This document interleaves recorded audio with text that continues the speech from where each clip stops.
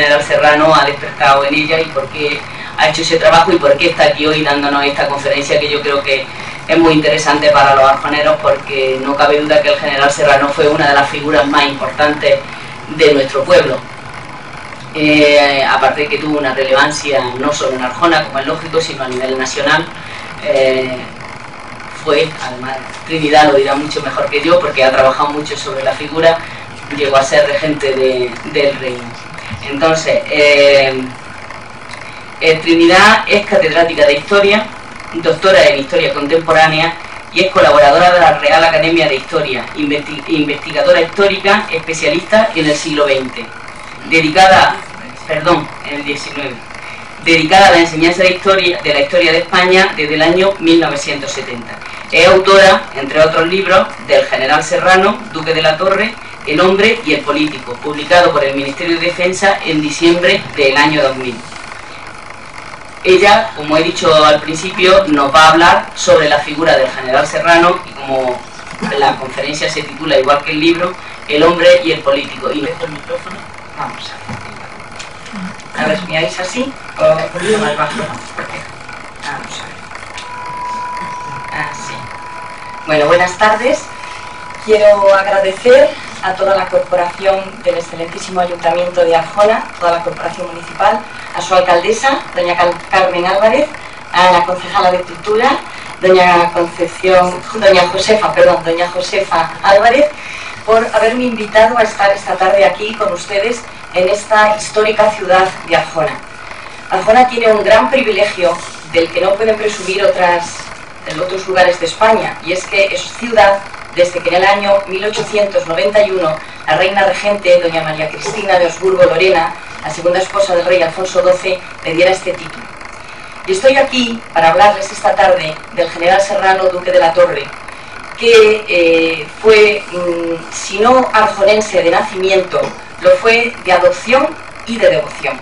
De adopción porque en el año 1909 el rey Alfonso XIII le dio a título póstumo, le concedió el título de hijo adoptivo de esta ciudad, y de adopción, por lo tanto, y de devoción, pues porque el general Serrano, según sus propias palabras, en el lugar donde se sintió como más a gusto del mundo fue en esta ciudad de Arjona y en los pueblos de alrededor, donde él tenía sus casas de labor, sus tierras de labor, las casas heredadas de sus padres, tanto en Arjonilla, en Escañuela, donde tenía el Cortijo de la Torre, y en Lopera. El general Serrano es una personalidad extraordinaria del siglo XIX español, y no exagero nada al decirles, ustedes mismos lo van a ver, porque llegó a ser regente del reino, presidente del Poder Ejecutivo de la República, presidente del Gobierno Provisional, capitán general, gobernador de Cuba, ministro universal, ministro de Estado, ministro de la Guerra, embajador de España en Francia 2 veces, presidente del Senado, vicepresidente del Congreso de los Diputados, jefe del Partido de la Unión Liberal, a la muerte del general O'Donnell en 1867, fundador y jefe del Partido de la Izquierda Dinástica, y duque de la Torre, título que le concedió la reina Isabel II por su positiva gestión como gobernador de Cuba. Por lo tanto, como ven, el general Serrano fue una alta personalidad de la historia de España. Sin embargo, y a pesar de todas las altas dignidades a las que llegó, el general Serrano es un personaje que no ha sido estudiado, escasamente estudiado a lo largo de la historia de España, quizá porque el siglo XIX es un siglo difícil, convulso, lleno de revoluciones, de periodos de inestabilidad, difícil, por lo tanto, de interpretar. Por otro lado, porque es un personaje que al nacer en 1810 y morir en 1885 abarca prácticamente toda la historia del siglo XIX español, y eso le hacía ser todavía un personaje con mayor dificultad. Además, escasamente biografiado y de forma totalmente incompleta, simplemente estudiados los periodos más resaltan más su actuación, como puede ser la regencia. Estaba totalmente carente de una biografía profunda y científica. Para llenar ese vacío historiográfico, ese vacío historiográfico me animó a emprender la búsqueda exhaustiva de datos sobre el general Serrano, para lo cual tomé en primer lugar contacto con el catedrático y académico de la historia, don Carlos Seco Serrano, quien me puso en contacto con el material que había cedido a la Academia de la Historia el tercer duque de la Torre, es decir, el nieto del general Serrano, quien también académico había legado unos documentos que él tenía de su antepasado a la Academia de la Historia. Fue una labor larga, paciente, muy laboriosa, porque tuve que no solamente leer e investigar, sino hasta incluso reparar físicamente más de 1000 documentos. Pero también fue una labor muy gratificante, porque aquellos documentos no habían sido leídos por nadie desde que el tercer duque de la Torre, en el año 1960, los donara a la Academia de la Historia. Una vez terminada la lectura, reparación y estudio de esos más de 1000 documentos, en concreto 1026, realicé un inventario, el inventario Duque de la Torre, que ha publicado la Academia de la Historia. Mi segunda acción para recoger datos, hacer una tarea exhaustiva de investigación, fue el consultar 7 importantes archivos. Esos 7 importantes archivos fueron el archivo de la Real Academia de la Historia, no solamente a través de estos más de 1000 documentos que les he explicado, sino toda la documentación que había recogida allí del general Serrano. Además, el Archivo General de Palacio, Archivo General Militar de Segovia, Servicio Histórico Militar, el Archivo Histórico Nacional, el Archivo del Congreso de los Diputados, el Archivo del Senado, el Archivo del Ministerio de Asuntos Exteriores español y el Archivo del Ministerio de Asuntos Exteriores francés, para lo cual viajé 6 veces a París. La tercera línea de investigación que emprendí para estudiar esta importante figura del siglo XIX español fue la lectura de todas las actas del Congreso de los Diputados y del Senado desde el año 1839, en que Serrano obtiene su primer acta de diputado precisamente por Jaén y por Málaga, hasta el año 1884, en que cesó como senador. Es decir, que tuve que leer las actas de los diarios de sesiones del Congreso y del Senado de un periodo de 45 años. Me llevó mucho tiempo, pero indudablemente fue una fuente fundamental para la obtención de datos sobre el general Serrano. La tercera línea de investigación que emprendí fue la prensa de la época. Para lo cual no solamente busqué datos importantes sobre el general Serrano en el diario de avisos y en la Gaceta Oficial, que eran los periódicos oficiales del momento, sino además consulté un total de 49 periódicos españoles y 96 periódicos europeos, la mayoría de ellos franceses, por esa actividad que realizó el general Serrano en París durante sus 2 cargos de embajador, sino también periódicos belgas, ingleses, italianos y suizos. Para completar esta investigación, no dejar ningún cabo suelto, viajé en 4 ocasiones a esta preciosa e histórica ciudad que ustedes tienen, visitando no solamente Arjona, sino Arjonilla, Lopera y Escañuela, la querida tierra del general Serrano, en la que pasó tantas horas, según él mismo, yo he podido leer en muchas cartas, departiendo con los labradores que le adoraban. Por lo tanto, como ven, fue un trabajo de investigación muy arduo, en el que algunas veces pues faltaban no las fuerzas, pero sí el tiempo que tenía que completar con mi labor docente, y al final, para llenar este vacío historiográfico, escribí el libro El general Serrano, el Duque de la Torre, el hombre y el político, que se publicó en el año 2000 y que hoy he traído para regalarlo al Ayuntamiento de Arjona y que esté a la disposición de todos ustedes, porque si está en muchos lugares de España, creo que en el lugar idóneo es este, Arjona. El general Serrano, el Duque de la Torre, Francisco Serrano y Domínguez, nació en la isla de León, en la provincia de Cádiz, el 17 de octubre de 1810. Por lo tanto, gaditano por unas circunstancias completamente de la vida militar de su padre. Su padre, Francisco Serrano Cuenca, formaba parte del regimiento perseguidor de Andalucía, que estaba custodiando a la Junta Central Suprema, que saben ustedes que se hizo soberana una vez que Napoleón invadió España.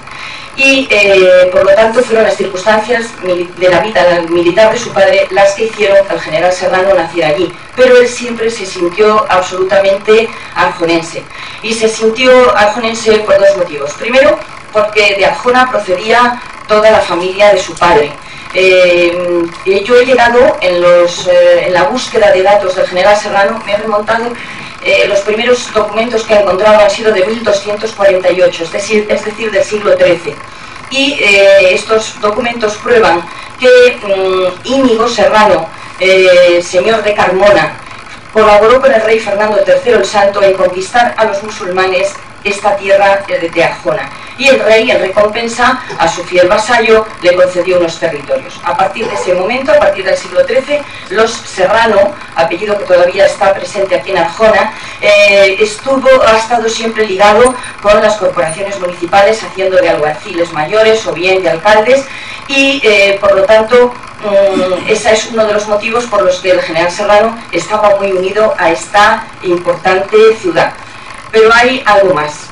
En segundo lugar, el general Serrano se encontraba muy a gusto en esta tierra, porque no, a pesar de haber llegado a ser esos importantes cargos que hemos señalado al principio y que yo ahora voy a desarrollar, el general Serrano era un hombre muy sencillo, muy afable, le gustaba muchísimo, muy aficionado a la labranza, a todo lo que era la agricultura, y aquí en Arjona pasaba siempre que podía muchos ratos departiendo pues, con los agricultores, que se convirtieron en sus grandes amigos.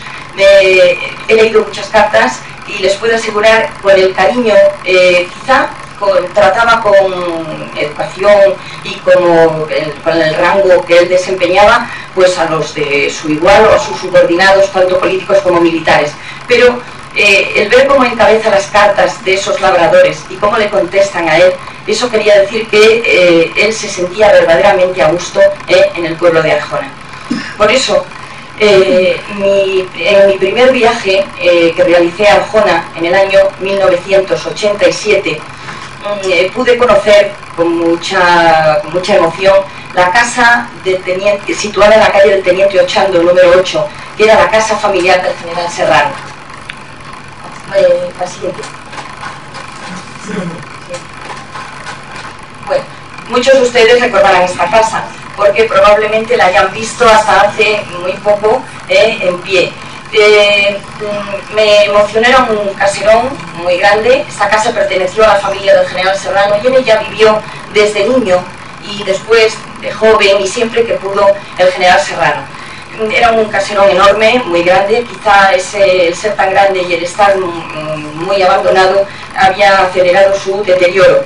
Me emocionaron especialmente dos cosas. Primero, observar ese precioso dintel que desde el punto de vista artístico resume las características de las casas solariegas españolas de familias ilustres y sobre todo que se dan aquí en Andalucía, y el escudo de los Serrano que aparece aquí representado con las mismas características que tenía en esa concesión que le dio el rey Fernando III el Santo a Íñigo Serrano en ese siglo XIII del que les he hablado anteriormente. Por dentro pude ver en las alacenas todavía almacenados objetos y verdaderamente era una casa bellísima que en mi cuarto viaje a Arjona en el año 1998 me causó muchísima pena y mucho pesar, ya puedes apagar si quieres, el ver que la casa ya no existía. Me dirigí al entonces alcalde de Arjona y me dijo que al no estar protegida por ninguna normativa municipal la había tenido que demoler y había levantado en ella una casa de pisos. Afortunadamente habían mantenido tanto el dintel como el escudo y hoy se pueden todavía admirar. Por lo menos queda ese vestigio del duque de la Torre en Arjona. El general Serrano, como les decía antes, perdón. El general Serrano, por haber nacido en 1810 y haber muerto en 1885, va a ser un personaje que va a estar ligado con todos los acontecimientos de la historia del siglo XIX español, desde los últimos años del reinado de Fernando VII, la minoría de la reina Isabel II, la mayoría de Isabel II, su reinado personal, el destronamiento de Isabel II, el gobierno provisional, la regencia de Serrano, el reinado de Amadeo I y el reinado de Alfonso XII y el paréntesis de la Primera República. De modo que, como ven, prácticamente él fue protagonista de excepción de los grandes momentos históricos del siglo XIX. Quizá por eso esta complicación haya causado el que sus biógrafos hayan sido tan parciales y tan escasos, y desde luego todos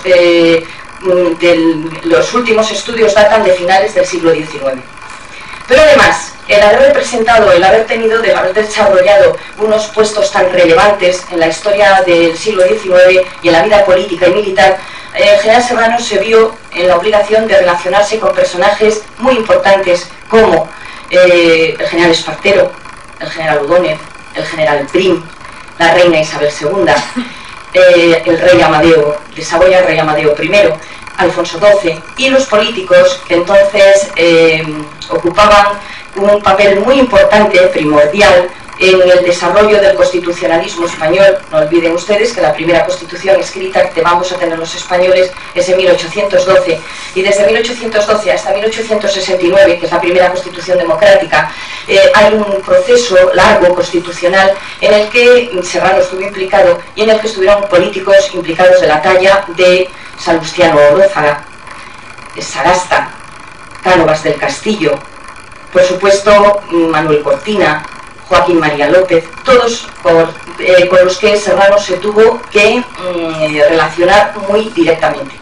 Con todo lo que les acabo de decir, comprenderán que era muy importante rescatar del olvido la figura del general Serrano, que durante 45 años ocupó un papel fundamental tanto en la vida política española como militar. Es una pena, porque en una hora no les voy a poder hacer más que una semblanza, por falta de tiempo y tampoco porque no les quiero aburrir.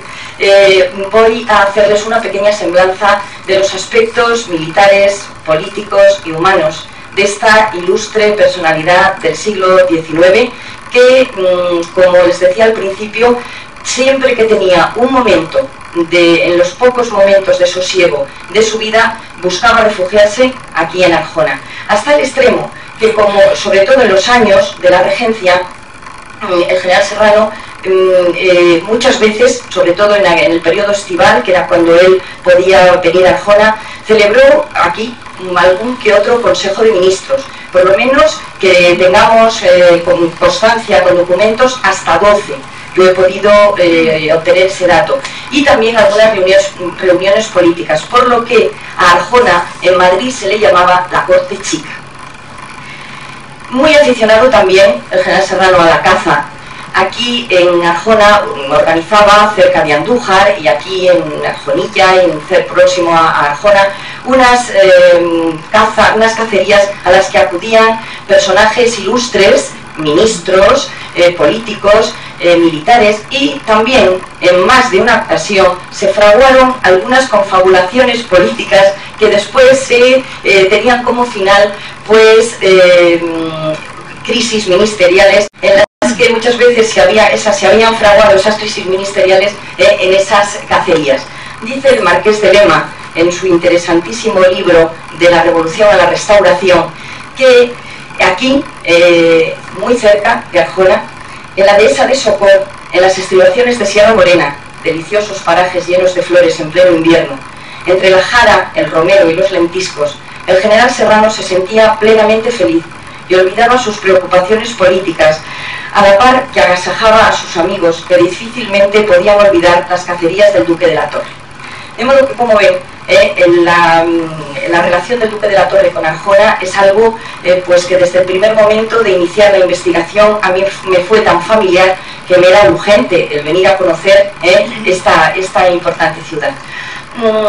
El general Serrano, saben ustedes que también recibió de Arjona una casa.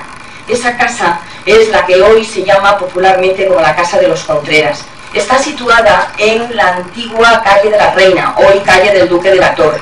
Es un precioso edificio de 2 plantas, como pueden ver, que también en su interior, bellísimo, por la distribución muy armoniosa es un edificio totalmente simétrico respecto a la planta superior, pero que el general Serrano nunca habitó.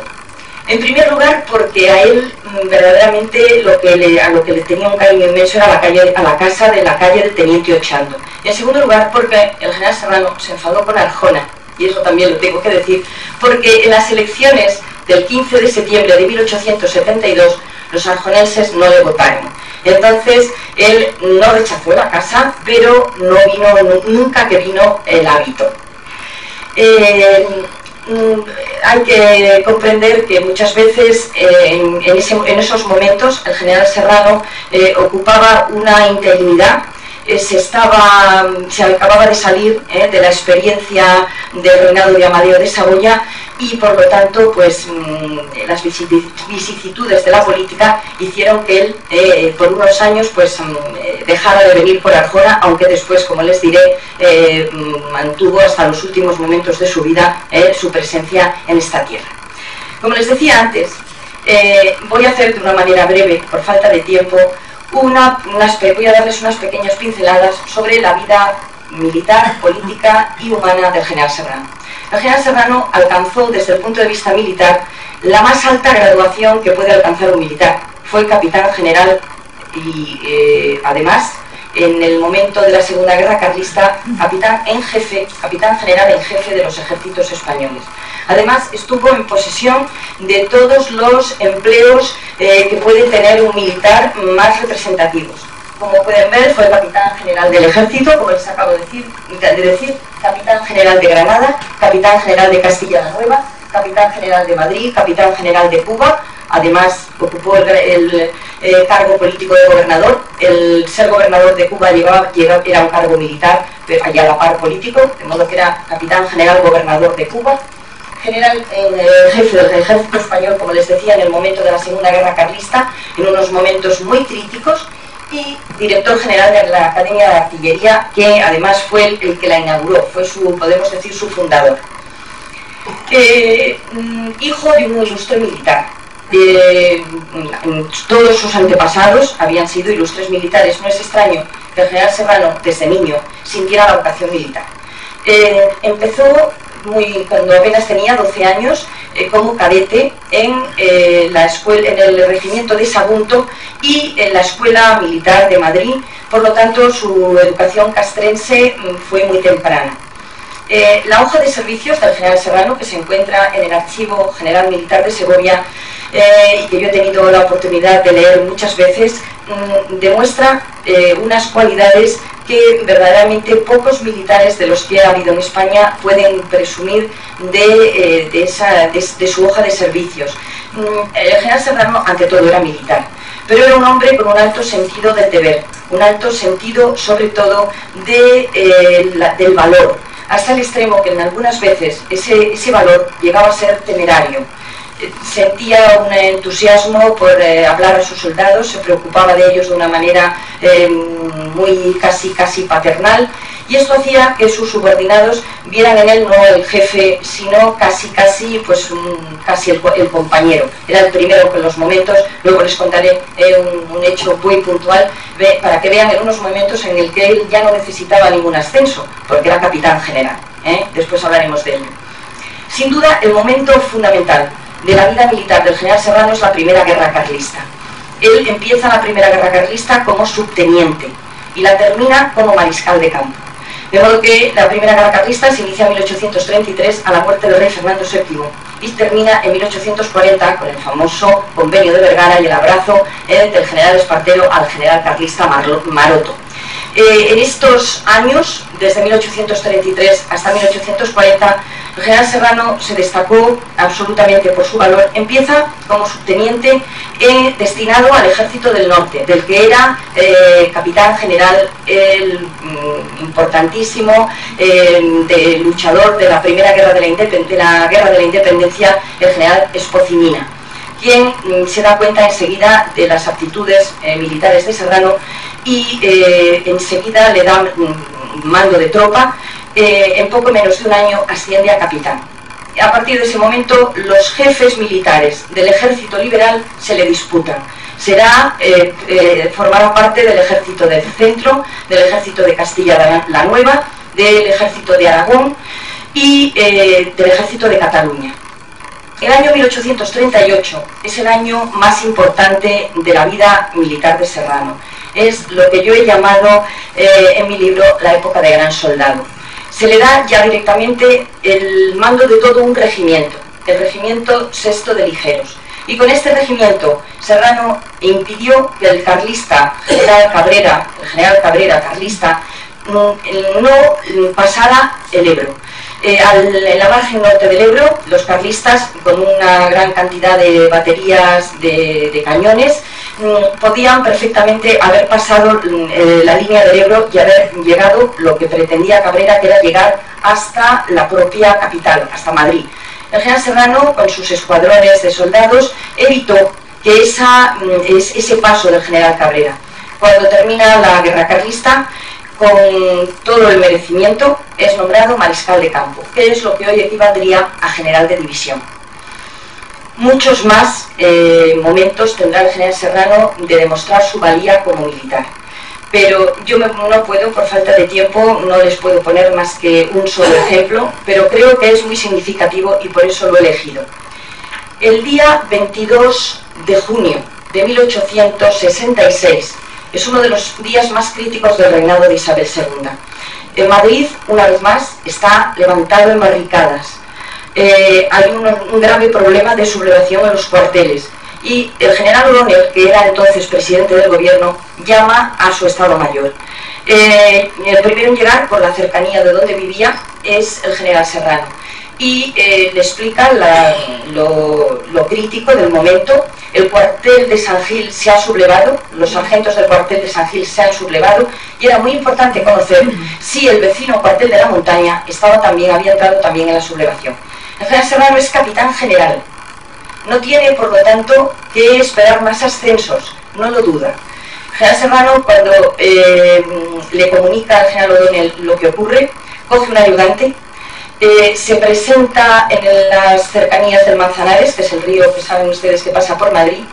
Tiene entonces 56 años, se quita su guerrera, pasa a nado el Manzanares, les repito que es capitán general, ya no necesitaba ningún tipo de ascenso, y él, con su ayudante solo, suben la escarpada montaña del Príncipe Pío, penetra por la espalda del cuartel, se da cuenta que hay un grupo de soldados que se han sublevado, pero otros no, y al grito de Viva Isabel II logra sofocar la sublevación e inicia la organización de la toma del cuartel de San Gil.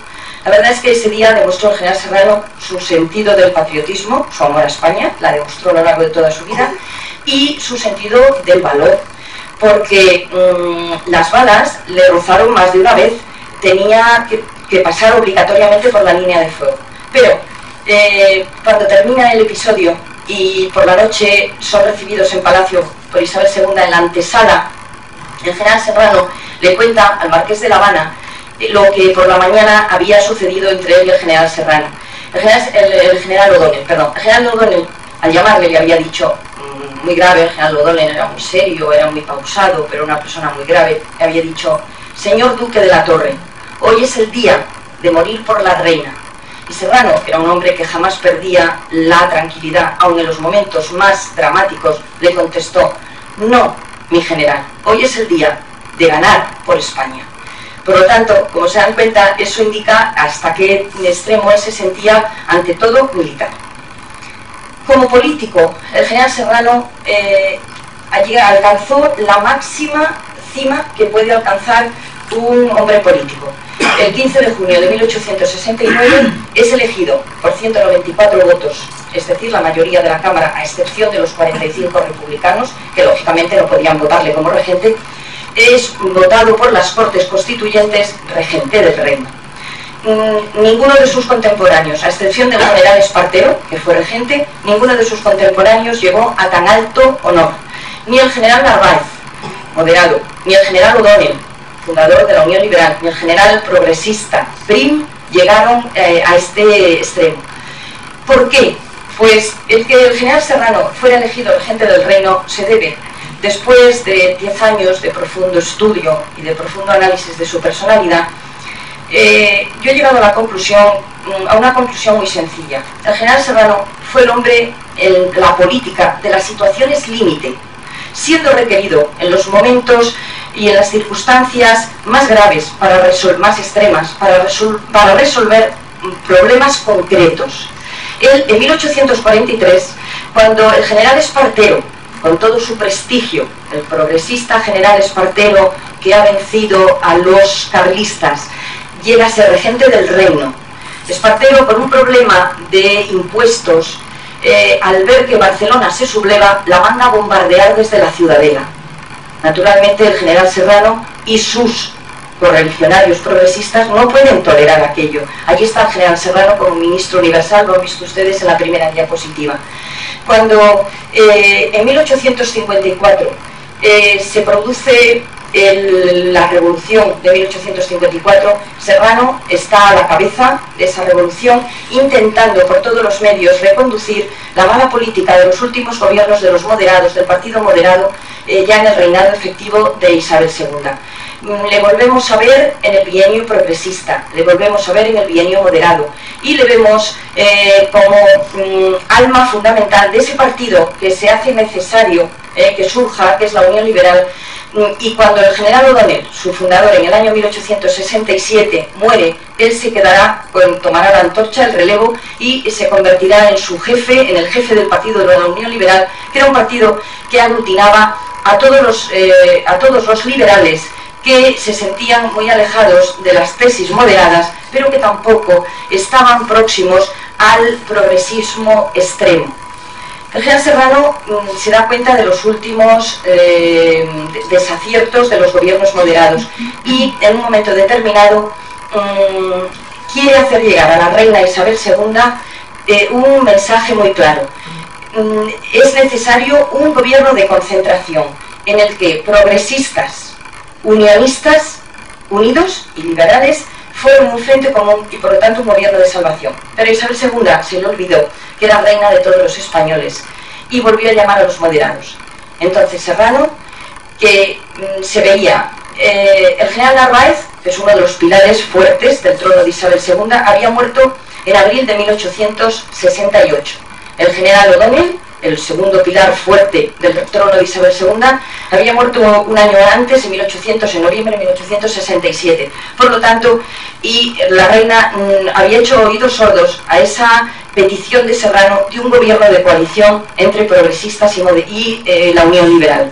Entonces no le queda más salida que inmediatamente entrar en formar parte de la conspiración para destronar a la reina. Saben ustedes que en unos momentos muy difíciles se van a producir a lo largo de todo el mes, desde el mes de junio hasta el mes de septiembre, una serie de acontecimientos muy rápidos que terminarán porque en el mes de septiembre de 1868 tenga lugar el enfrentamiento entre las tropas leales a la reina Isabel II y las tropas de la Revolución. El general Prim y el general Serrano se pronuncian en la bahía de Cádiz y se inicia la revolución de 1868. El momento culminante de esa revolución de 1868 es la batalla de Alcolea. La batalla de Alcolea tiene lugar en el puente de Alcolea. Saben que está a orillas del río Guadalquivir y por lo tanto fue una batalla en la que las tropas leales a la reina Isabel II, mandadas por el marqués de Novaliches, general Pavía, marqués de Novaliches, y las tropas sublevadas mandadas por el general Serrano se van a encontrar.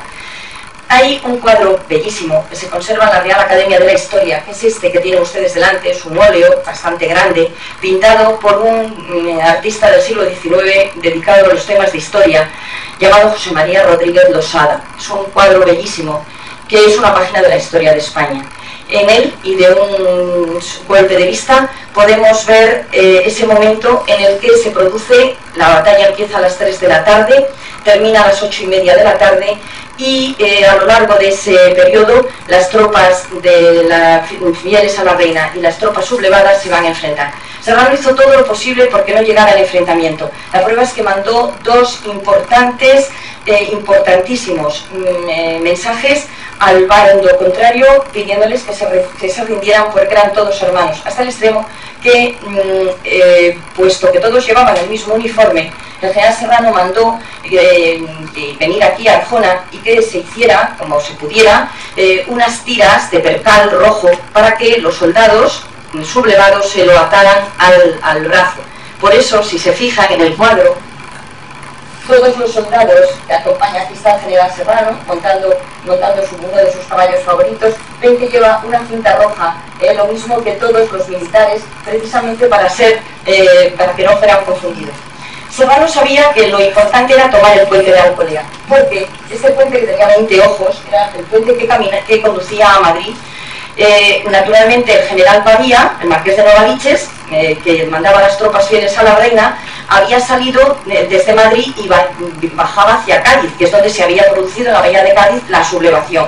Pero Serrano sabía que obligatoriamente tenía que pasar, los ejércitos, el ejército tenía que pasar por este puente. Serrano era un hombre muy humano, de muchas corazonadas, y prefirió esperar en el puente de Alcolea a que bajara el marqués de Novaliches para caer sobre él en el puente de Alcolea. Efectivamente se produce el encuentro y a partir de un determinado momento se ve perfectamente que la batalla va siendo ganada por las tropas sublevadas, y a las 8:30 de la tarde la batalla había terminado y llegaba un telegrama a la reina, a Lekeitio, donde estaba veraneando en el País Vasco, anunciándola que había sido destronada. Isabel II, después de 25 años de reinado personal, abandona España el 29 de septiembre de 1868. Se forma un gobierno provisional y será el general Serrano al que acudan, sin que nadie lo dude, como presidente de ese gobierno provisional. Y meses más tarde, como les decía antes, el 15 de junio de 1869, después de haberse redactado la Constitución, en la que él participó de manera muy activa, se le nombró, fue elegido por las Cortes como, por 194 votos, como les decía antes, regente del reino. También me ocurre lo mismo que en la vida militar. No puedo pormenorizar porque, como les decía al principio, una vida tan rica en acontecimientos como la del general Serrano, desde 1810 hasta 1885, es muy difícil poder hablar de él con todos los detalles que me gustaría darles. Pero voy a hacer lo mismo que he hecho con los aspectos militares. Voy a dar unas pinceladas y me voy a referir a dos facetas del general Serrano que son absolutamente, hasta este momento, hasta el año 2000 que se publicó el libro, absolutamente desconocidas. En primer lugar, su actuación como gobernador de la isla de Cuba, y en segundo lugar, su actuación como embajador de España. Como gobernador de Cuba fue nombrado... perdón, se pone la diapositiva porque ya vemos el cuadro de la elección de regente. Bueno, aquí tienen el cuadro en donde aparece el Serrano jurando como regente del reino. Este es el Congreso de los Diputados. El Serrano no quiso que se hiciera en el Senado, sino que quiso en la Cámara de Representantes de los Diputados, por considerarlo, él era un hombre progresista, un hombre de ideas liberales y se sentía muy cercano al pueblo. Por lo tanto, quería que la elección de regente fuera hecha en la votación en el Congreso de los Diputados. Como ven aquí, de rodillas, delante de este crucifijo y de la Biblia, Serrano está jurando como regente.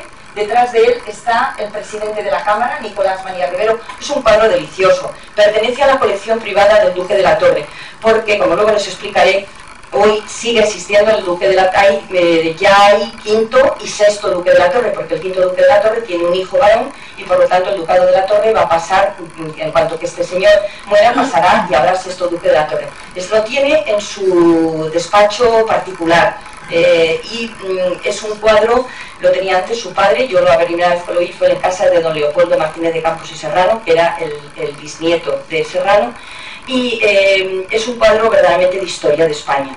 Con él podríamos estarnos pues semanas, porque todos los personajes que están en él, todos tienen nombre y apellidos.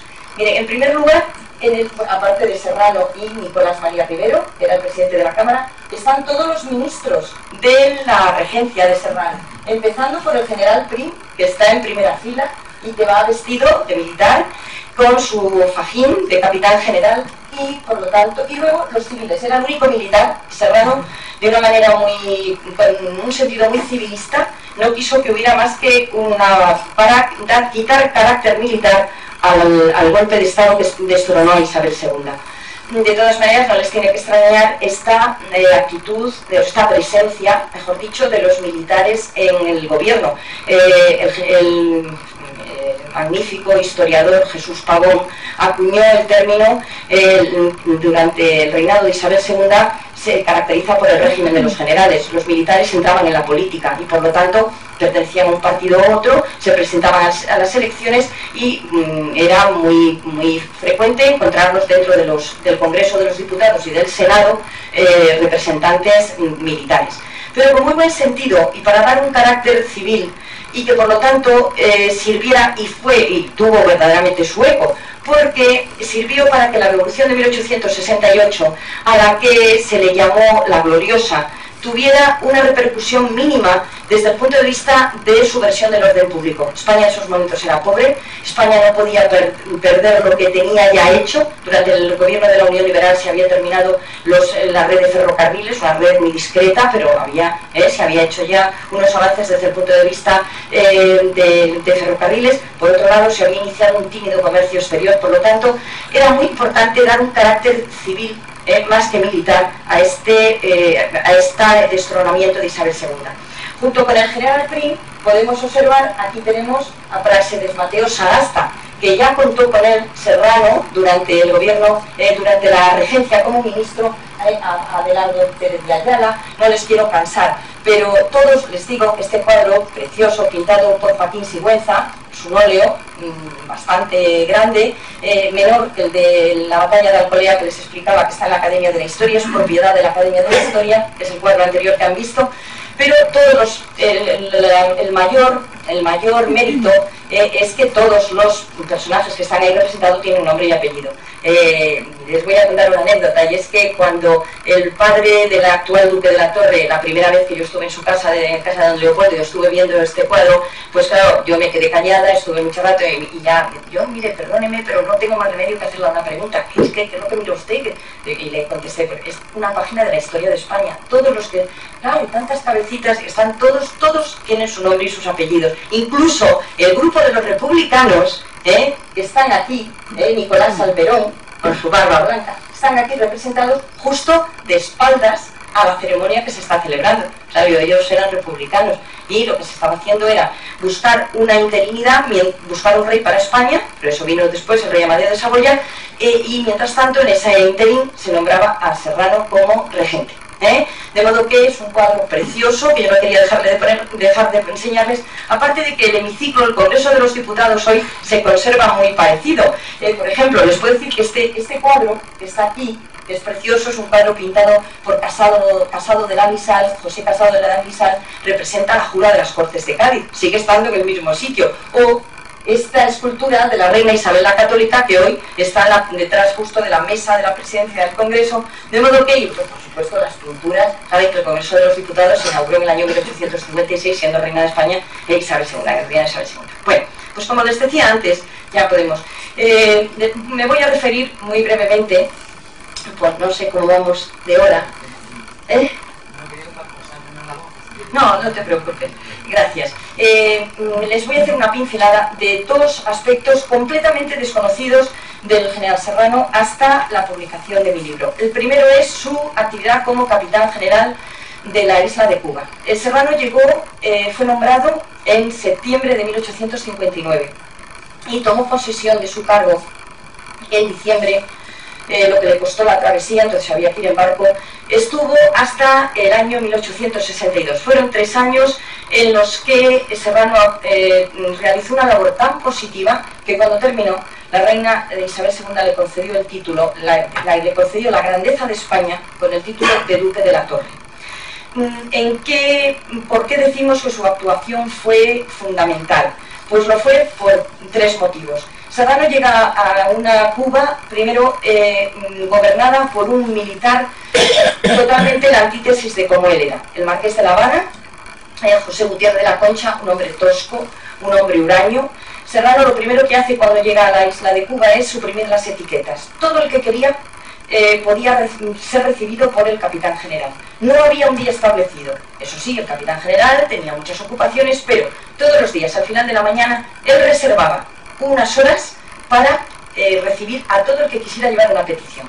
Con lo cual ya aquello significaba que se empezaba a equilibrar aquella balanza. Pero además era muy difícil gobernar Cuba en unos momentos en que los alientos independentistas estaban empezando a tomar cuerpo. En segundo lugar, la hacienda y la administración estaba totalmente corrompida. Y en tercer lugar, había un gran distanciamiento entre peninsulares e insulares, porque los cargos públicos los ocupaban peninsulares, directrices equivocadas desde aquí, desde la península, y esto molestaba a la sociedad criolla, que tenía ya su formación, habían venido a Europa a formarse y por lo tanto querían ocupar los altos puestos de la administración. Serrano, con su labor positiva, consiguió, primero, retrasar esos aires independentistas durante unos años, concretamente durante 12 años. Eso en primer lugar. En segundo lugar, consiguió la hacienda pública sanearla, quitando todos los intermediarios de los aranceles, sobre todo del azúcar y del tabaco, saneando todo aquello, poniendo las cartas boca arriba. Y en tercer lugar, nombrando para puestos de responsabilidad a insulares, lo cual venía a reconciliar a peninsulares con insulares. Cuando terminó su labor, fue sentidísima su marcha. En ese mes de enero de 1862, la gente sale al puerto de La Habana y un grupo de 76 personas le entregan, de los más notables de Cuba, le entregan una carta con la esperanza, y O'Farrill, que era la personalidad más importante, el marqués de O'Farrill, le dice no solamente que no se olvide de ellos, sino que haga llegar personalmente, sin intermediarios. Ya había un ministro de ultramar, por lo tanto ese documento tenía que ser entregado de manera oficial. Pues el vehículo era dárselo al ministro de ultramar, el ministro de ultramar al presidente del gobierno, el presidente del Consejo de Ministros a la reina. Entonces, que se lo entregara personalmente. Serrano prometió que lo entregaría personalmente, y así lo hizo. Lo entregó personalmente a la reina Isabel II en su mano. Como les decía antes, la reina le concedió el ducado de la Torre y la grandeza de España. Por lo tanto, en Cuba ha quedado, de todos los gobernadores, capitanes generales que estuvieron en la segunda mitad del siglo XIX, el recuerdo. La prueba es que hoy solamente aparece en el archivo histórico de Cuba Nacional, hay un retrato. Ese único retrato es el del general Serrano. Todos los demás han desaparecido. No hay un solo capitán general colgado en las paredes. El único que está es el general Serrano. Respecto a su actividad diplomática, quiero decirles que es un aspecto absolutamente desconocido, a pesar de haber realizado el general Serrano 2 veces una actividad interesantísima desde el punto de vista diplomático en Francia. Primero, durante el reinado de Isabel II, en el año 1859, y por segunda vez en el año 1885, ya en el 1883, siendo rey Alfonso XII. Me voy a referir a la primera vez que fue embajador plenipotenciario de España, porque fue la vez más interesante y sobre todo la más delicada. A pesar de que estamos en el bienio moderado, y es jefe del gobierno, es presidente del gobierno el general Narváez, no era precisamente de su partido, de su filiación política Serrano, puesto que él militaba en la Unión Liberal, pero por su forma de ser conciliadora, dialogante, saber escuchar a su oponente, general Serrano se caracterizaba precisamente por esa capacidad de escuchar al que tenía enfrente, que no era de sus ideas. El general Narváez no duda en mandarle a él. Serrano durante 11 meses tuvo que realizar una labor verdaderamente difícil e incluso desagradable, porque tuvo que escuchar de labios de la emperatriz Eugenia de Montijo, la emperatriz Eugenia de los franceses, saben que era española, la esposa de Napoleón III, unas proposiciones de política exterior que al propio general Serrano, como dice en una carta, le llegó a ruborizar. Napoleón III saben que fue emperador de Francia, le faltaba el tacto político. Durante los 18 años que fue emperador de Francia estuvo intentando constantemente inmiscuirse en la política española. Le faltaba el valor que tienen los que no saben dar la cara, y en vez de ser él el que trate con el embajador, que es Serrano, encarga a su mujer, la emperatriz Eugenia, por aquello del idioma. Serrano hablaba perfectamente, con algún poquito ceceo andaluz, pero hablaba perfectamente el francés, que por aquello del idioma que se entreviste con la emperatriz Eugenia. Y la emperatriz Eugenia le propone dos temas que les va a resultar a ustedes verdaderamente asombroso. Primero, que les cediéramos las Islas Baleares. Total, dice en la carta la emperatriz Eugenia, a ustedes para qué les sirve. A nosotros, en cambio, nos serviría mucho para caer en la ofensiva que queremos emprender sobre Túnez, Libia, etc. A cambio, Francia ayudaría a España a conquistar Marruecos. Y segundo, que vendiéramos directamente. ¿Por qué no venden ustedes Cuba a los Estados Unidos? Es una cosa. Serrano tuvo que escuchar, y dice, a partir de ese 1860 se inicia una correspondencia interesantísima entre el general Narváez y el general Serrano. El general Narváez era el presidente del gobierno en ese momento, y del genio moderado, como les he dicho anteriormente, y el general Serrano era en ese momento el embajador de España en Francia. Se cruza una correspondencia interesantísima que se ha publicado por primera vez en mi libro y que verdaderamente pone de manifiesto, primero, la talla política, la talla diplomática de Serrano. Serrano muchas veces no podía esperar la contestación, entonces no había fax, no había teléfonos móviles, no podía, había que esperar muchos meses, incluso meses, porque aunque se mandara por valija diplomática las contestaciones del presidente del gobierno. Por lo tanto, muchas veces fue Serrano el que tuvo que reaccionar en unos temas que él consideró, lo dice así en una carta, de decoro nacional. Y en segundo lugar, el acierto que tuvo el general Narváez de mandarle a él, porque cualquier otro hubiera provocado sin duda un conflicto diplomático muy grave con Francia. Como hombre, el general Serrano también ha sido totalmente desconocido para mucha gente hasta ahora. Es curioso que para muchos españoles, cuando se habla del general Serrano, lo único que ellos recuerdan es lo del general Bonito. El general Bonito se lo llamó Isabel II una vez, cuando le vio desfilar por primera vez. Ella tenía 13 años y él tenía 33. Serrano era alto, bien parecido físicamente, con su uniforme militar. La reina dijo, qué general más bonito. No se lo volvió a llamar nunca más, pero ese remoquete le ha quedado a Serrano, y la gente no se ha parado a analizar que el general Serrano no solamente supuso en la vida política y en la vida militar de España, marcó una serie de hitos importantes, sino que a nivel humano resolvió muchos problemas por su forma de ser y por esa capacidad de diálogo que, como les decía antes, tenía. Desde el punto de vista físico, ya les he dicho que era bien parecido, que era un hombre agraciado. El mejor retrato sin duda de Serrano nos lo hace Benito Pérez Galdós. Benito Pérez Galdós, el gran literato, sin proponérselo, él quizá no se dio cuenta, seguro que no, pero fue el mejor historiador del siglo XIX. Sus libros son testimonios magníficos, porque son testimonios de la vida cotidiana. Y la historia no solamente la hacen los generales y los políticos y los reyes, la hacemos todos. La historia la hacemos cada día, los seres humanos. Por lo tanto, Galdós nos describe magníficamente a Serrano. Dice, de lo más vivo y simpático que se pudiera imaginar, de buena estatura, rostro agraciadísimo y sonriente. Tenía Serrano lo que en Andalucía llaman ángel. Pero, más que a su guapeza, debía los éxitos a su afabilidad, ciertamente compatible, en el caso suyo, con el valor militar en ocasiones heroicas.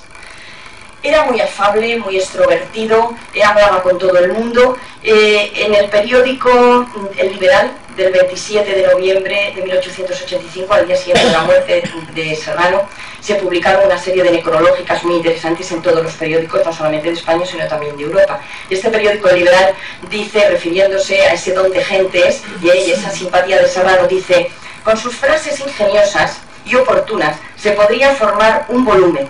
más de una vez, con alguna de ellas, resolvió alguna situación difícil. Yo les podría poner varios ejemplos, pero no puedo por falta de tiempo. Pero verdaderamente, ¿cuántas veces ese gracejo andaluz de Serrano, esa manera de, como él decía, de despeñaperros para abajo, vemos la vida de otra manera, esa manera de en los momentos críticos resolvió más de una situación. También la sencillez. General Serrano era un hombre que por razones de su familia pertenecía a era un hombre de alcurnia y por lo tanto pues había nacido en una familia estaba muy buena y estaba acostumbrado a vivir de una manera pues muy noble. Sin embargo, era un hombre muy campechano y sobre todo un hombre muy sencillo. En este mismo periódico puede leerse: la modestia era uno de los rasgos distintivos de su carácter. Era demócrata por temperamento. Respecto a su entorno familiar, muy brevemente les diré que Serrano sentía admiración por su padre. Su padre era un gran militar, Francisco Serrano Cuenca, también es hijo predilecto. En el año 1909, cuando Serrano es nombrado hijo predilecto, les lo he dicho al principio, fue también nombrado su padre hijo predilecto de aquí, de la ciudad de Arjona, aunque él había nacido en Lopera, pero estaba totalmente vinculado aquí a Arjona. Además, cuando su padre muere en 1840, era ministro de la Audiencia Militar de Gracia y Justicia. Por lo tanto, era un hombre de alto prestigio militar. Pero además, lo que admiraba Serrano en su padre era su carácter liberal. Ese hombre que había luchado siempre por las ideas liberales y le había hecho ser perseguido desde la época de Fernando VII de manera verdaderamente muy estrechamente. Había sido perseguido por sus ideas liberales. El segundo referente del general Serrano es su madre. Doña Isabel Domínguez de Lara era también una mujer ilustre, había nacido en Marbella, también andaluza, la provincia de Málaga, y también procedía de antepasados ilustres, porque también he llegado a los antecedentes de la madre del general Serrano y proceden del siglo XIII. También el rey Fernando III el Santo, a Garci Pérez de Vargas, le concedió unos territorios en Marbella, precisamente por la colaboración que tuvo en campañas, la ayuda de las campañas de Niebla, Sevilla y Carmona. Por lo tanto, como pueden ver, tanto el padre como la madre del general Serrano eran de antecedentes ilustres. El personaje que voy a describir ahora es sin duda el que mayor influencia tuvo en el general Serrano. Me refiero a su esposa. El general Serrano se casó mayor.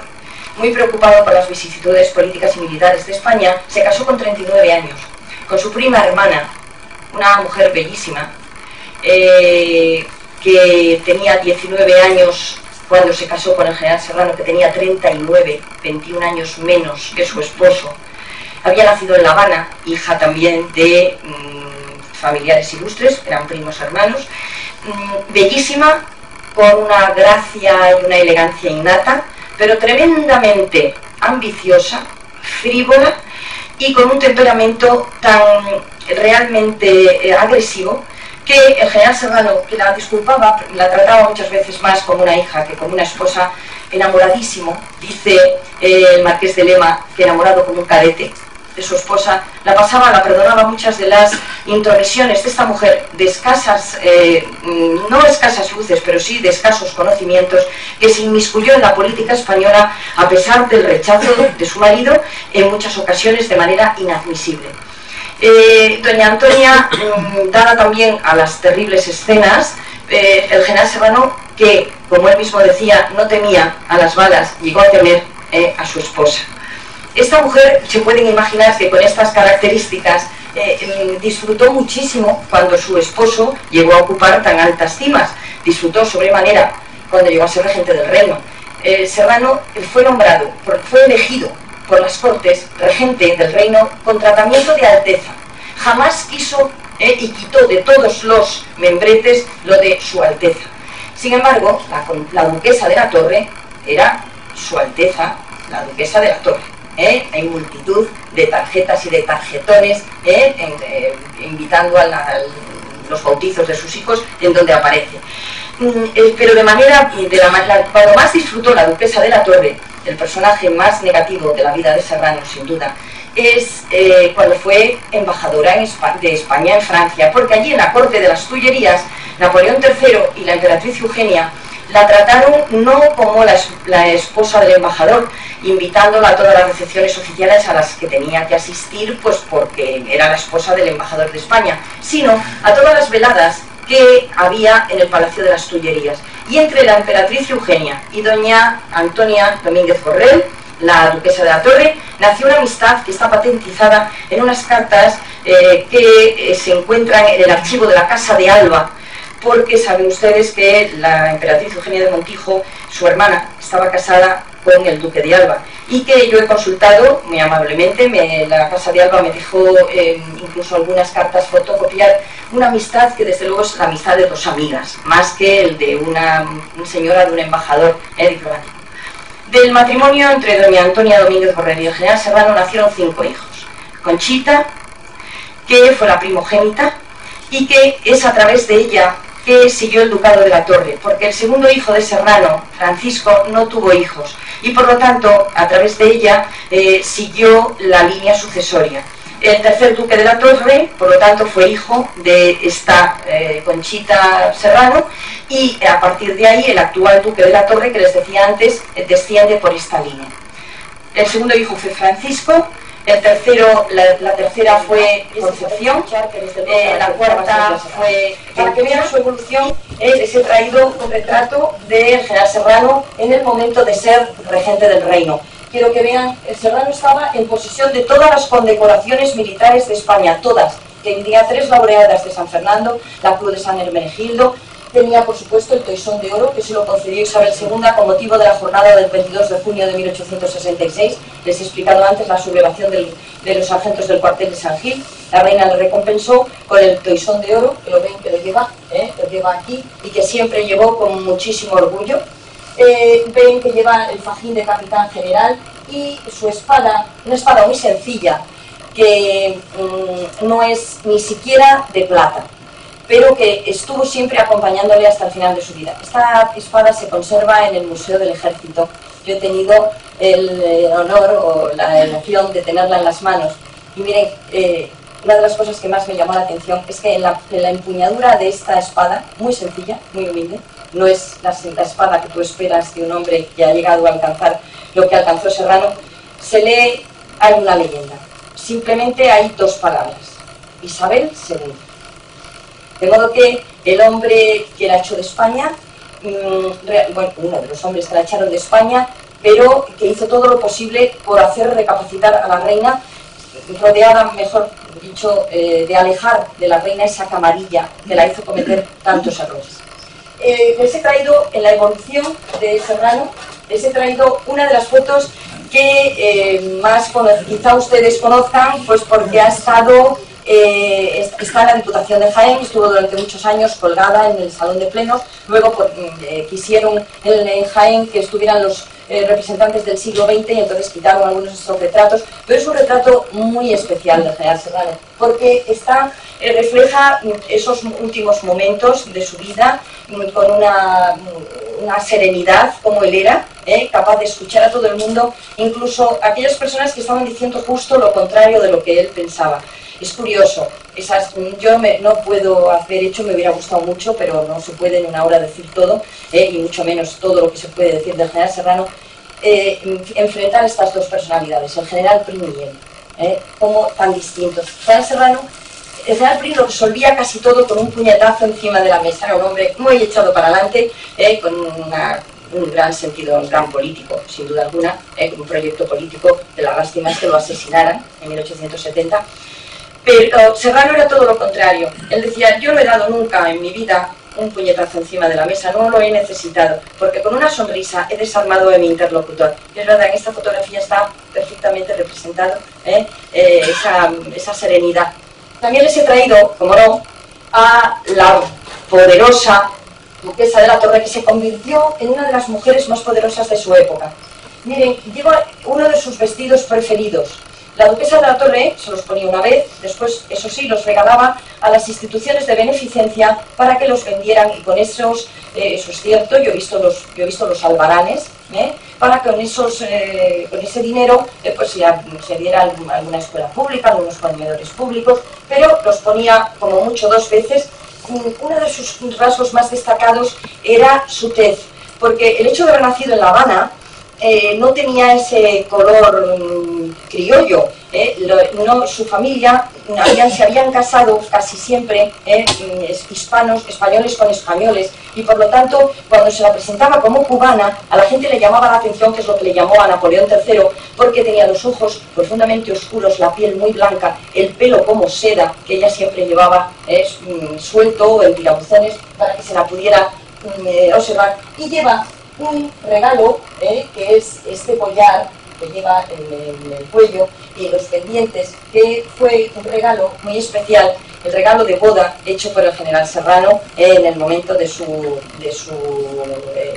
compromiso matrimonial, y que ella apreciaba mucho.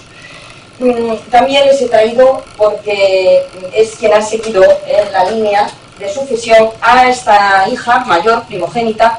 Este cuadro es un cuadro precioso que se conserva en el Museo del Prado, está pintado por el pintor Eduardo Rosales, y según el historiador del arte Lafuente Ferrari, que es una autoridad en la pintura del siglo XIX, dice que es el mejor retrato que hizo Rosales.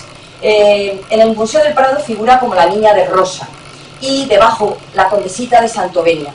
La verdad es que fue un gran error histórico, porque ella fue condesa de Santovenia cuando se casó con José María Martínez de Campos, conde de Santovenia, pero hasta entonces lo que pasa pues que en el rótulo se puso la condesita de Santovenia, es Concepción Serrano y Domínguez, hija del general Serrano y de su esposa. Está reflejada a los 13 años, en un momento que está a punto de abandonar la adolescencia, de abandonar la niñez y entrar en la adolescencia, y yo quiero que se fije que es el vivo retrato de su padre. Era ella la que más se parecía, la mirada serena, muy dulce, fue la hija dorada sin duda del general Serrano. El general Serrano pasó los últimos momentos de su vida, los últimos días y meses de su vida aquí en Arjona. Desde 1884 le habían diagnosticado una grave enfermedad vascular. Por otro lado, él tenía un problema moral muy grande. Su segundo hijo, Francisco, que era quien, por ser el primer varón, llevaba el ducado de la Torre, y su madre, que era condesa de San Antonio, la duquesa de la Torre además era condesa de San Antonio, en el año 1880 le pasó el condado, de manera que podía haber sido un hombre muy afortunado, pero esa fortuna la desperdició. Era un mezquino, era muy soberbio, y provocó en el general Serrano muchísimos dolores desde el punto de vista moral. En una carta que está escrita aquí en Arjona 3 meses antes de morir, el general Serrano le dice a su esposa: mi querida Antonia, veo que Paco sigue tan obcecado, creyendo a los infames de quien se informa, pensando que yo le engaño y que le estoy formando aquí en Arjona a Leopoldo una finca para él solo y aparte. Cuánta pena me da ver esto, tanto como me he desvelado por él para recibir este pago. Qué repugnante es esta envidia. Solo su carrera, él le había metido pues, dentro de la carrera militar, se había esforzado por demostrar una valía que no tenía. Si él fuera otro, si valiera, sería una felicidad para cualquiera que tuviera las cualidades que él no tiene. De modo que Serrano se encuentra moralmente mal, triste, con su enfermedad, además vascular, que les acabo de decir. Y además hay un hecho que viene todavía a poner más énfasis en sus últimos años muy desgraciados. Y es que este segundo hijo se casa con una condesa, se casa en París, con la condesa de Castelflorite, y este matrimonio es un fracaso. Primero, la separación se produce porque a él se le achaca una impotencia, y por lo tanto no puede haber hijos del matrimonio. Pero además se le acusó de haberse aprovechado de la dote de su mujer. Todo esto arruinó moralmente a Serrano, que quiso alejarse de Madrid y se vino a vivir a Arjona los últimos meses de su vida. Aquí, y cuidado por su fiel Juan Iglesias, que era su administrador, en la casa del teniente Ochando y en el cortijo de la Torre en Escañuela, pasó desde el mes de mayo hasta el mes de octubre. En el mes de octubre se agravó su enfermedad y los médicos de Arjona y de Andújar aconsejaron que le trasladaran a Madrid, donde falleció el 26 de noviembre de 1885, un día después del rey Alfonso XII. Fue enterrado en la Sacramental de San Sebastián y después fue enterrado donde están sus restos actualmente, en la iglesia de los Jerónimos de Madrid, donde está su mausoleo. Es un mausoleo sencillo, como pueden ver, está en una de las capillas. Simplemente aparece el escudo de los Serrano, que él mantuvo hasta el último momento como la única disposición extraordinaria en su testamento, y abajo simplemente al primer duque de la Copa. Está en la iglesia de los Jerónimos de Madrid. Sí. Voy a terminar esta conferencia, esta primera aproximación al general Serrano, leyéndoles el documento que a mí más me ha impresionado de esos más de 1000 documentos que he estudiado, catalogado y revisado en la Academia de la Historia. Es un cartón, una cartulina que tiene en la parte superior un retrato del general Serrano, ahí es un retrato, y en la parte de la derecha hay unas preguntas escritas con una letra que no he podido identificar, y las respuestas con la letra del general Serrano. Quiero leérselo porque es el mejor retrato moral, a mi juicio, que se puede tener del general Serrano. Dice lo siguiente: ¿cómo te llamas? Francisco Serrano. ¿En qué piensas? En tu amistad y en tu talento. ¿Qué ocultas? Mis debilidades. ¿Qué aprecias? La tranquilidad de una conciencia honrada. ¿Qué cualidad prefieres en ti mismo? La consecuencia. ¿Qué no te gusta de los demás? La mentira. ¿En qué crees? En mis hijos. ¿A quién tomarías por modelo? A los honrados padres de familia. ¿De qué defecto propio estás satisfecho? De no saber aborrecer. ¿Cuál fue tu mejor acción? Servir a mi patria. ¿Qué falta a tu felicidad? La felicidad. Muchas gracias.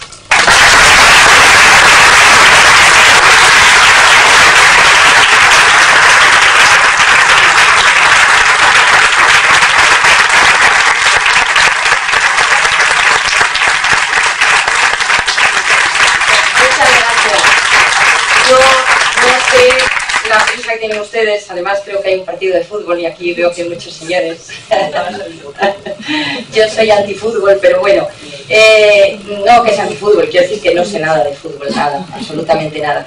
Si ustedes quieren hacerme alguna pregunta, yo estoy a disposición de todos ustedes para contestar lo que quieran.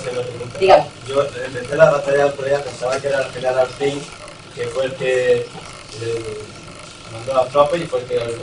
Mire, el general Prim acudió a la bahía de Cádiz el 18 de septiembre. Allí quedaron de acuerdo que, puesto que él, con el almirante Topete, podía perfectamente desplazarse por toda la costa y que él tenía un ascendiente muy grande en los cuarteles que había, en todos los acuartelamientos que estaban a lo largo de toda la costa de Levante, que la mayor parte de sus jefes eran progresistas, lo lógico, él iba a tener mayor ascendiente es que él fuera sublevando todas estas provincias. Por lo tanto, se decidió que Serrano, con unos escuadrones que previamente se habían trasladado los días antes con el pretexto de hacer unas maniobras, Serrano estaba preso en Canarias. El general Prim estaba escondido en Londres y el almirante Topete estaba también deportado en Canarias, porque Narváez,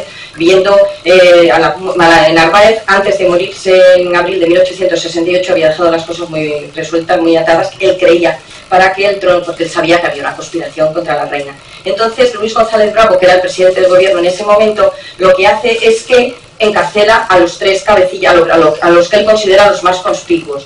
Entonces ellos consiguen escapar, pues porque la revolución era un hecho, estaba ya en ese momento muy bien preparada, y se reúnen los tres en el puerto de Cádiz. Entonces ahí se decide que el general Prim vaya sublevando por toda la costa los acuartelamientos con Topete, con el almirante Topete, y Serrano se quede mandando los escuadrones que tienen lugar en la batalla, justo lo que es la batalla de Alcolea. Lo que pasa que de boca en boca se ha ido hasta cantando el puente de Alcolea, la batalla ganó Prim, pero realmente el general Prim jamás estuvo en el puente de Alcolea. Él estuvo primero, el primer destacamento que sublevó fue Cartagena, Inmediatamente fue el regimiento y la base naval de Valencia, y después llegó a Barcelona y a su Reus natal, era de Reus. Y es muy curioso, le voy a contar una anécdota, ya que me lo ha preguntado, pues lo siento, pero me ha preguntado usted. Al llegar a Reus, él vio que los soldados, una parte de los soldados, arrancaban del ros, el ros era el sombrero que llevaban los soldados, arrancaban la corona. El general Prim no arrancó la corona, se quitó su ros, lo tiró al alto y dijo: abajo Isabel II, abajo los Borbones, pero no arrancó la corona, porque el general Prim no era antimonárquico, era antidinástico. Lo que se expulsó de España en 1868, en la batalla de Alcolea, se expulsó a la dinastía de los Borbones, no a la forma de gobierno monárquico. ¿De acuerdo? Porque el general Prim jamás estuvo en Alcolea. ¿De acuerdo? Yo quería hacer una pregunta. ¿Usted relaciona varias veces el hijo de la torre con el hijo de la torre totalmente de acuerdo? Ya, lo que pasa que es que en las partidas que yo he visto antiguas, como está entre los dos términos municipales, unas veces aparece como de Arjona y otras veces aparece de Escañuela. No es mi intención quitarle a Arjona ni un grano de tierra de ningún camino, se lo puedo asegurar. Perdone, y yo rectifico, pero yo he visto documentos en donde se habla de este aspecto. Bueno, pues muchas gracias. Espero que no les haya aburrido mi conferencia y este mes cultural tan bonito que ustedes tienen aquí en la zona, pues espero volver a estar con ustedes. Muchas gracias.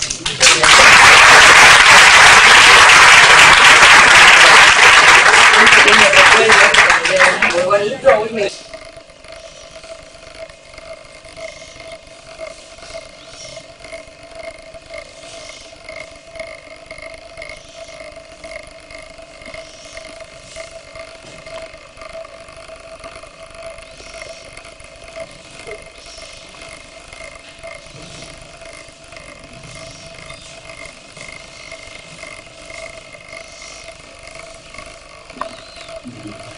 Todos los días de clase.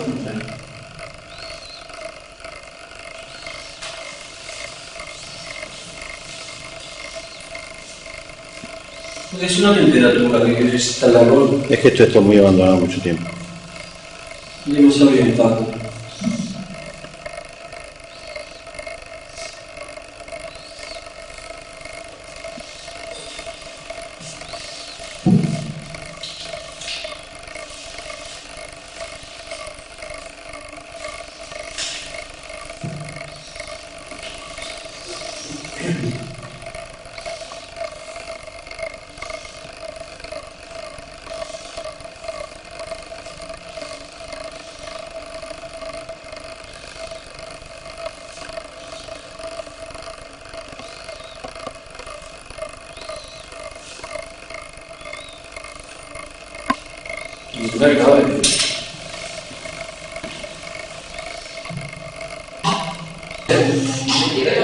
Más de 400.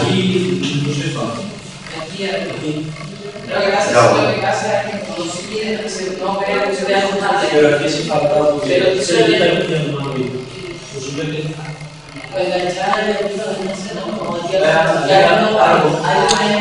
Porque no se ve todo. Tampoco se puede. Y por la parte mancha de la escalera, y aquí estoy yo la podría poner el claro, y quise de poner algún si no está para los paneles de la restauración, de cómo se ha llevado a cabo, qué se ha hecho y hacer mención también a la Acrópola, carteles explicativos, paneles explicativos que se ha hecho. Eso estaba aquí y tantas cosas eso lo ha bajado. Eso estaba en el museo de